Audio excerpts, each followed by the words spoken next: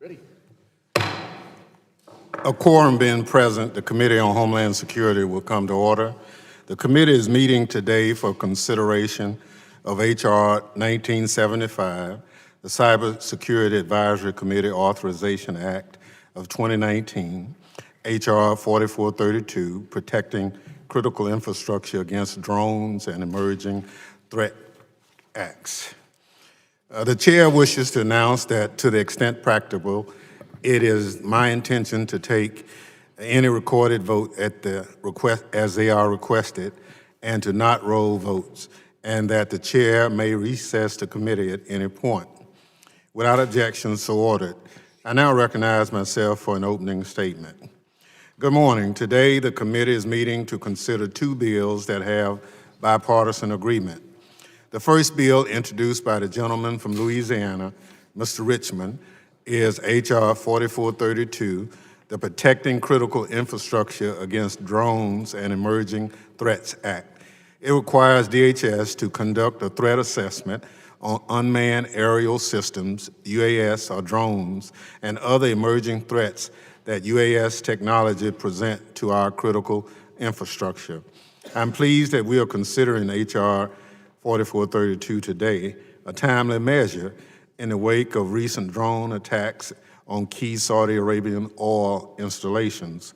America's landscape is dotted with critical infrastructure that may be vulnerable to drone-based attacks.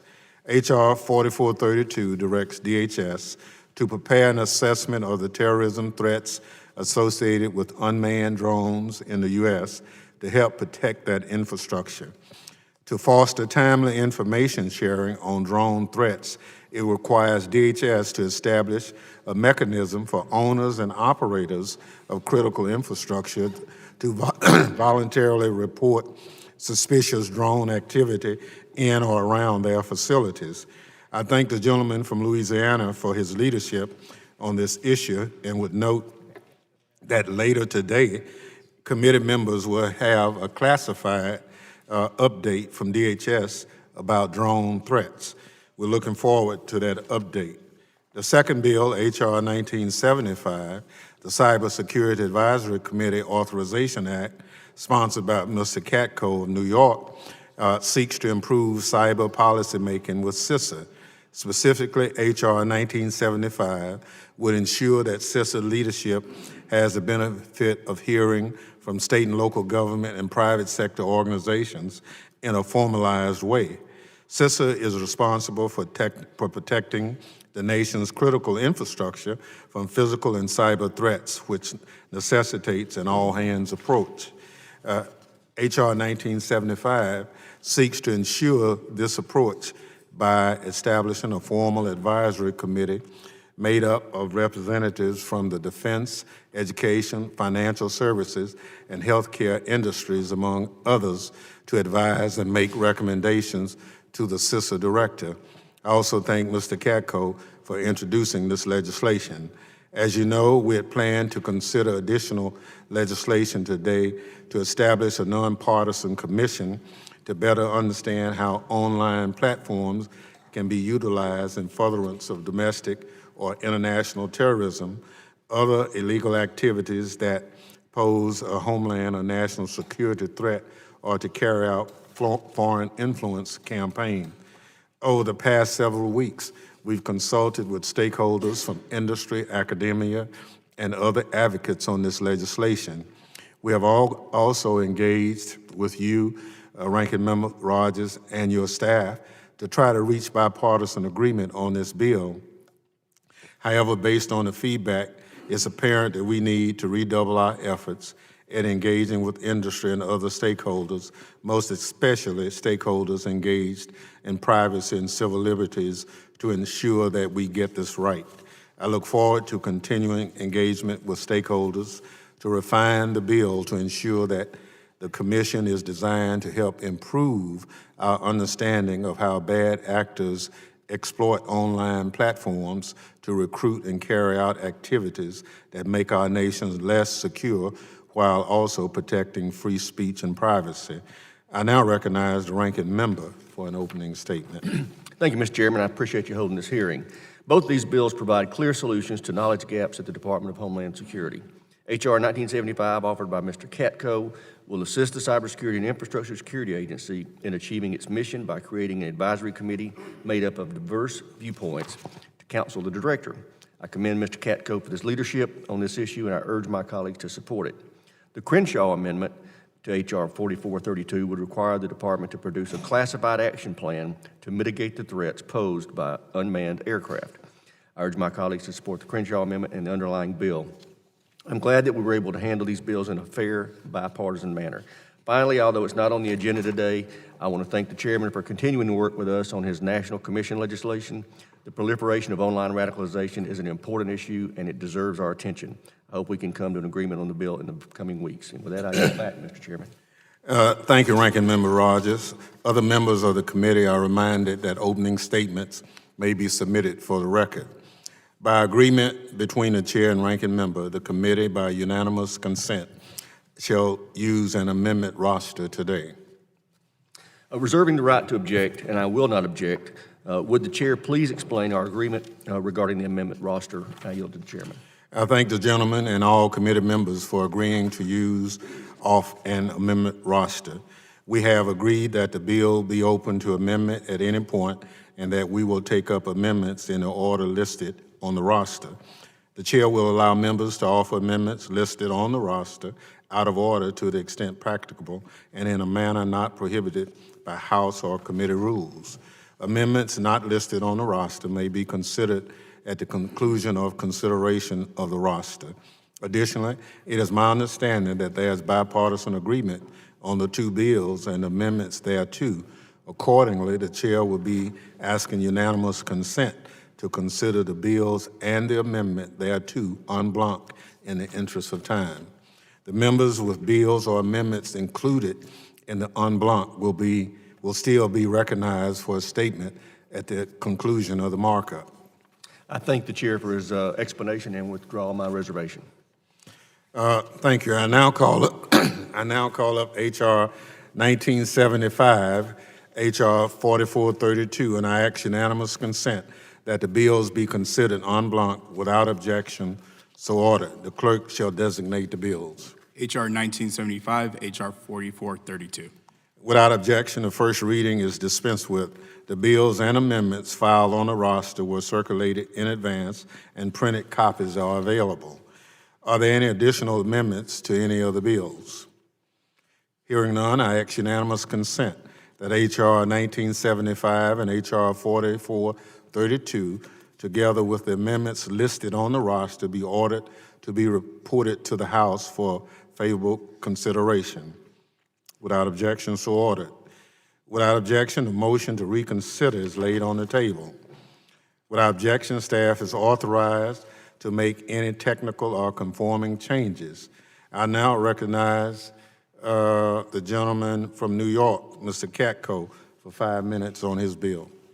Thank you, Mr. Chairman, for considering H.R. 1975 today, and thank you for keeping your word on this bill and bringing it up for a vote. An additional thank you to my many co-sponsors of this bill who serve on this committee on both sides of the aisle, to include Mr. Langevin, Ms. Slotkin, Mr. Payne, Mr. Correa, Ms. Rice, Mr. McCall, Ms. Watson, Coleman, Ms. Demings, and Ms. Clark.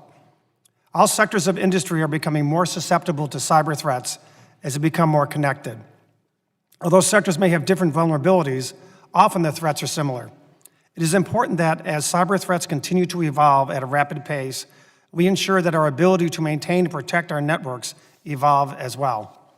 H.R. 1975, the Cybersecurity Advisory Committee Act of 2019, establishes an advisory committee to assist the Director of Cybersecurity and Infrastructure Security Agency, or CISA, through recommendations about improving the mission of CISA. The advisory committee will be made up of state and local government officials and industry leaders from across a wide variety of sectors.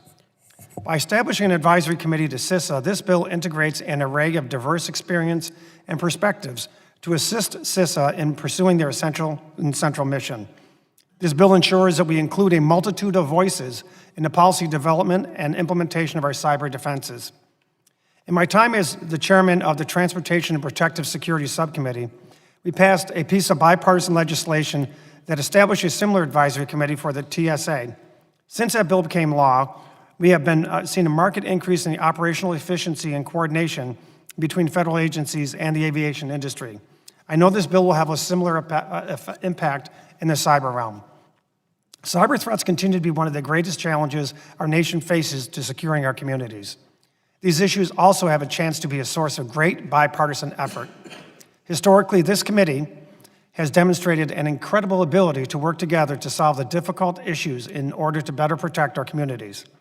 I commend my colleagues on both sides of the aisle for co-sponsoring this piece of legislation, and I hope we can continue to work together in the future to help improve our nation's cyber defenses.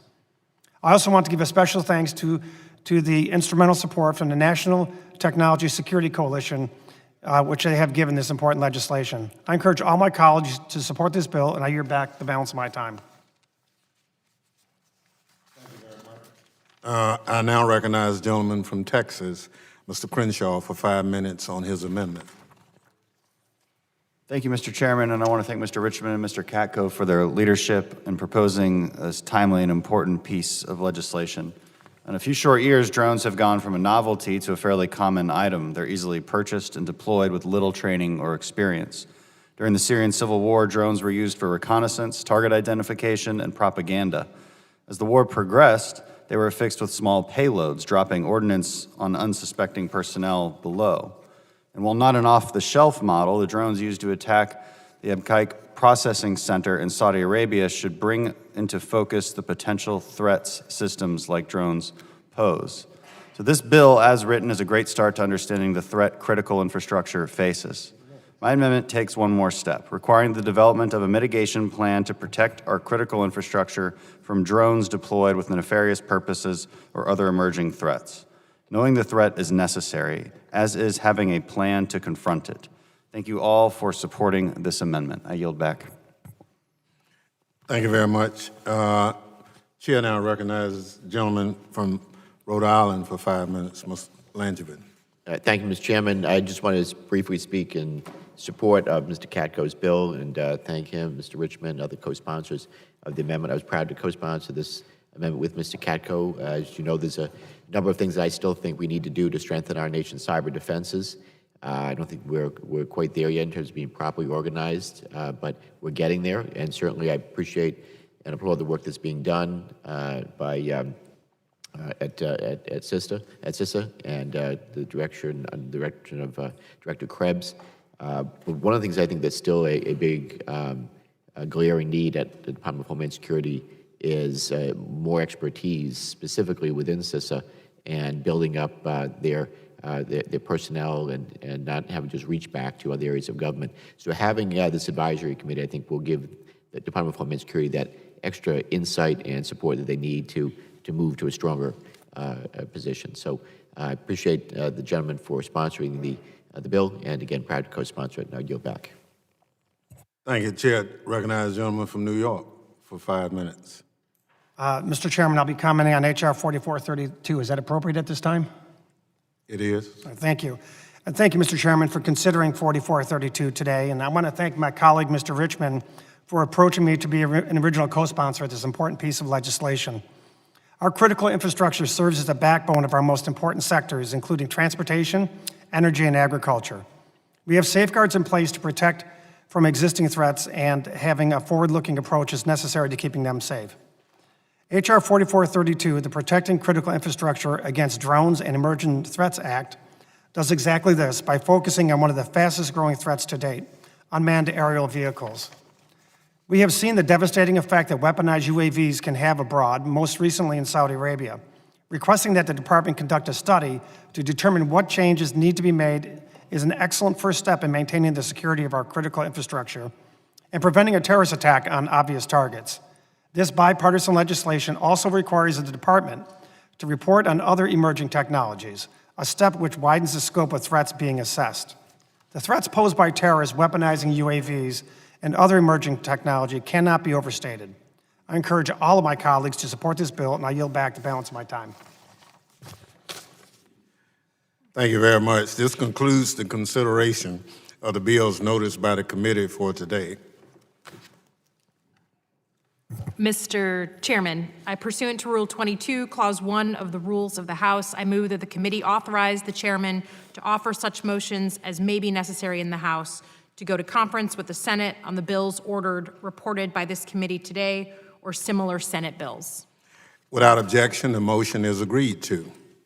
Mr. Chairman, pursuant to House Rule 11, Clause 2L, I ask members have 2 calendar days to file with the clerk of the committee supplemental, additional, or minority views on each of the bills reported by the committee today.